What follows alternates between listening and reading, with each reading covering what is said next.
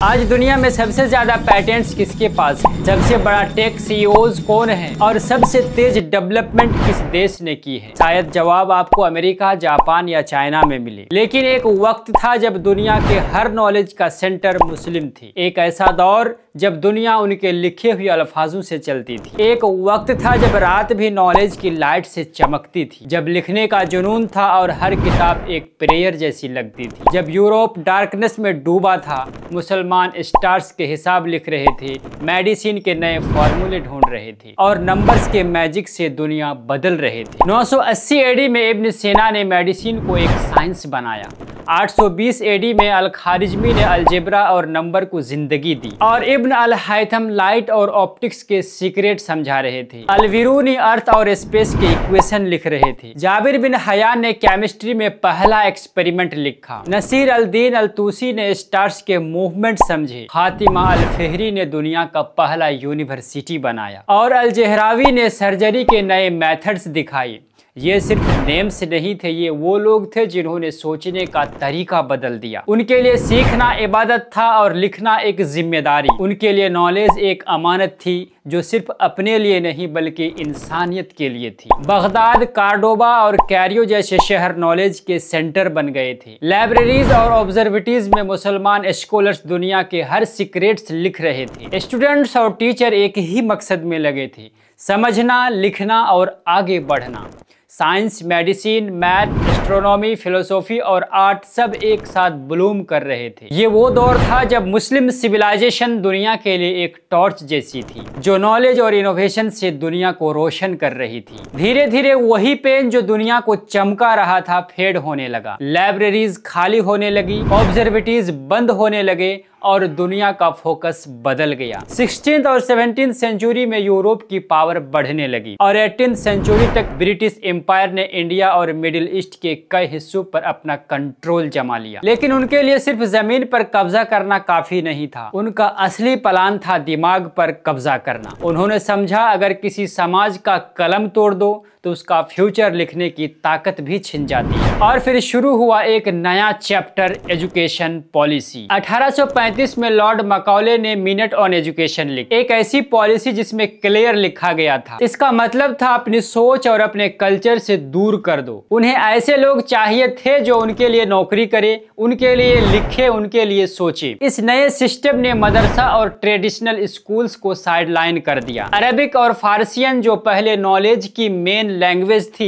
उन्हें रिप्लेस कर दिया गया इंग्लिश से। रिजल्ट क्या निकला? जो मुसलमान पहले स्कॉलर और टीचर्स हुआ करते थे उनका रोल खत्म होने लगा। उनके स्कूल्स फंडिंग से वंचित कर दिए गए और इंग्लिश स्कूल में एडमिशन लेने के लिए उन्हें अपनी पहचान, अपनी लैंग्वेज दोनों छोड़नी पड़ती थी। बहुत सारे मुसलमान फैमिलीज ने इसे अपनी तहजीब पर अटैक समझा और अपने बच्चों को उन स्कूल्स में भेजना बंद कर दिया। धीरे धीरे एक कंप्लीट एजुकेशन गैप क्रिएट हो गया जो बाद में एक जनरेशन गैप बन गया। जहां ब्रिटिश सिस्टम से निकले हुए लोग नौकरियों में आगे बढ़ने लगे, वही मुसलमान यूथ ट्रेडिशनल एजुकेशन में अटक गए। उनका एक्सेस मॉडर्न साइंस और टेक्नोलॉजी तक कम होने लगे। सिर्फ स्कूल नहीं, सोच बदल दी गई। नॉलेज अब इबादत नहीं बल्कि नौकरी का जरिया बन गया और इसी ने उस समाज को डिवाइड कर दिया। एक तरफ अंग्रेजी तालीम वाले लोग और दूसरी तरफ वह लोग जो पुराने तरीके से चिपके रहे। ऐसे ही धीरे धीरे एक पूरा समाज जो कभी दुनिया को रोशनी देता था अंधेरों में धकेल दिया गया। जो मुसलमान पहले साइंस, मैथ और फिलोसॉफी में आगे थे उनका एक्सेस नॉलेज तक धीरे धीरे कम होने लगा। टैलेंटेड यूथ के लिए सीखने के रास्ते बंद होने लगे। लाइब्रेरीज और ऑब्जर्वेटरीज जो कभी नॉलेज के टेम्पल हुआ करते थे वो धीरे धीरे सुना होने लगे। नॉलेज के प्रति वो जुनून, वो क्यूरियोसिटी जो एक दौर में हमारी पहचान हुआ करती थी कम होने लगी। नई डिस्कवरीज हो रही थी लेकिन मुस्लिम वर्ल्ड उन तक पहुंच नहीं पा रहे थे। दुनिया आगे बढ़ती गई और मुसलमान समाज के लिए उस दौर में पेश मिलना मुश्किल होता गया। सोचो, एक कौम जिसके लिए इल्म हासिल करना हर मुसलमान पर फर्ज है, वही आज एजुकेशन के मैदान में पीछे रह गई। 18th सेंचुरी के बाद ब्रिटिश पॉलिसीज और मैकॉले के इन्फ्लुएंस ने ट्रेडिशनल एजुकेशन सिस्टम को रिप्लेस किया। मदरसा का फोकस मेनली रिलीजन और लैंग्वेज लर्निंग पर था, जबकि मॉडर्न स्कूल्स और कॉलेज में एडवांस साइंस, मैथ और टेक्नोलॉजी सिखाई जा रही थी, जिससे जिससे मुस्लिम स्टूडेंट्स का एक्सेस मॉडर्न एजुकेशन तक लिमिट हो गया। टैलेंटेड यूथ के लिए लर्निंग के रास्ते ब्लॉक हो गए। लैब्स और मॉडर्न रिसर्च फैसिलिटीज में काम करना ऑलमोस्ट इम्पॉसिबल हो गया। टैलेंटेड स्टूडेंट्स और साइंटिस्ट के पास लिमिटेड रिसोर्सेज थे, जिससे ग्लोबल प्लेटफॉर्म पे मुस्लिम टैलेंट की रिप्रेजेंटेशन कम होने लगी। हिस्ट्रिकली मुस्लिम कम्युनिटीज में रिस्क टेकिंग और इनोवेशन कल्चर लिमिटेड था। ट्रेडिशनल और safe choice business mostly family owned या लोकल ट्रेडिंग पर लिमिटेड था। मॉडर्न एंटरप्रेन्योरशिप और ग्लोबल नेटवर्किंग का एनवायरनमेंट नहीं था। टैलेंटेड लोग अपने इनोवेटिव आइडियाज लेके आगे नहीं बढ़ पा रहे थे। लोकल इंडस्ट्रीज और ट्रेड को कॉलोनीज में रॉ मटेरियल सप्लायर बनाया गया। मुसलमान बिजनेस और ट्रेड इकोसिस्टम वीकन हुआ। टैलेंटेड यूथ के लिए एक्सपेंशन और ग्लोबल अपॉर्चुनिटीज लिमिट हो गई। स्कूल्स और कॉलेजेस अवेलेबल थे, लेकिन कोडिंग, टेक और बिजनेस स्किल सीखने का फोकस लिमिटेड था। इस तरह की अवेयरनेस और एक्सपोजर की कमी थी। एक्सपेंसिव कोर्सेज या बिजनेस स्टार्ट करना मुश्किल था। सोशल और कम्युनिटी एक्सपेक्टेशन ने यूथ को मॉडर्न प्रोफेशंस में एंटर होने से रोका। जो पहले ब्रिलियंट दिखती थी, वो मॉडर्न इनोवेशन में कम नजर आने लगे। यूरोप और यूएस रैपिडली ग्रोथ कर रहे थे और ये कॉम्बिनेशन मुस्लिम कम्युनिटीज के लिए डिसएडवांटेज बन गया। पॉवर्टी, डिस्क्रिमिनेशन और लैक ऑफ रिसोर्स ने कम्युनिटी को पीछे रखा। बिजनेसेस और टेक्नोलॉजी में सक्सेस के लिए नेटवर्क और मेंटरशिप की जरूरत थी,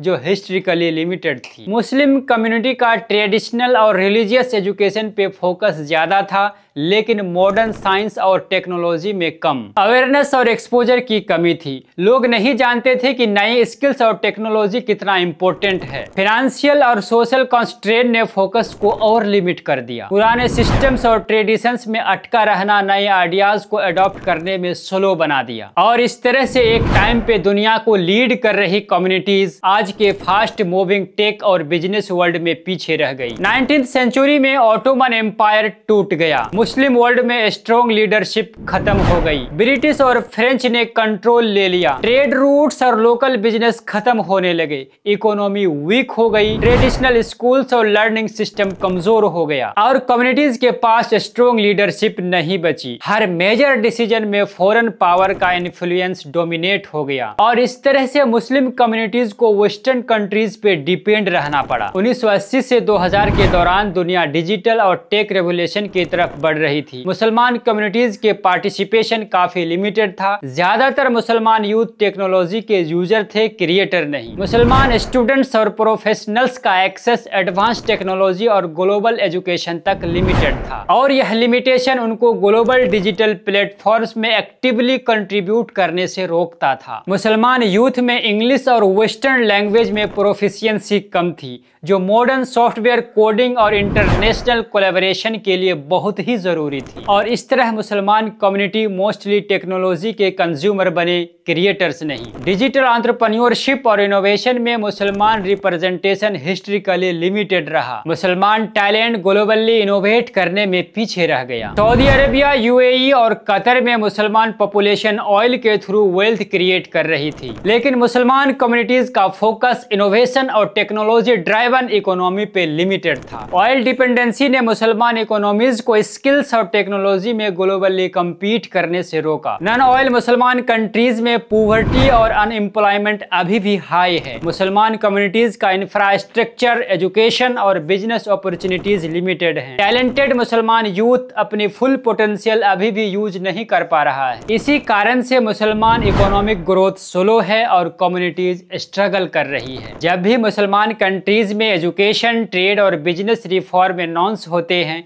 इम्प्लीमेंटेशन धीरे धीरे ही होता है। ब्यूरोक्रेसी और रेड टैप मुसलमान यूथ और एंटरप्रेन्योर को ग्राउंड लेवल बेनिफिट तुरंत नहीं अलो करते। रिसोर्सेज और अपॉर्चुनिटीज अनइवनली डिस्ट्रीब्यूट होते हैं। रूरल और अंडर डेवलपमेंट एरियाज में मुसलमान स्टूडेंट्स और वर्कर्स को फैसिलिटीज लिमिटेड मिलती हैं, जिससे मुसलमान इकोनॉमिक गैप और अनइक्वलिटी बढ़ जाती है, जिससे टैलेंटेड मुसलमान यूथ का पोटेंशियल यूटिलाइज नहीं होता। इवन अगर मुसलमान टैलेंट एग्जिस्ट भी करता है, फाइनेंशियल और स्ट्रगल बैरियर उनको ग्लोबली कम्पीट करने से रोकते हैं। कई टैलेंटेड मुसलमान स्टूडेंट्स और प्रोफेशनल्स अपने कंट्रीज में अपॉर्चुनिटीज नहीं मिलने की वजह से वेस्ट या डेवलप्ड कंट्रीज में माइग्रेट कर जाते हैं। मुसलमान यूथ यूरोप, यूएसए और कनाडा जाके एडवांस प्रोजेक्ट में काम करते हैं। मुसलमान साइंटिस्ट और इंजीनियर्स नासा, गूगल, माइक्रोसॉफ्ट और इंटरनेशनल टेक कंपनीज में ब्रेक थ्रू और इनोवेशंस में कंट्रीब्यूट करते हैं। ये टैलेंटेड मुसलमान यूथ डिमोन्स्ट्रेट करता है कि अगर प्लेटफॉर्म मिले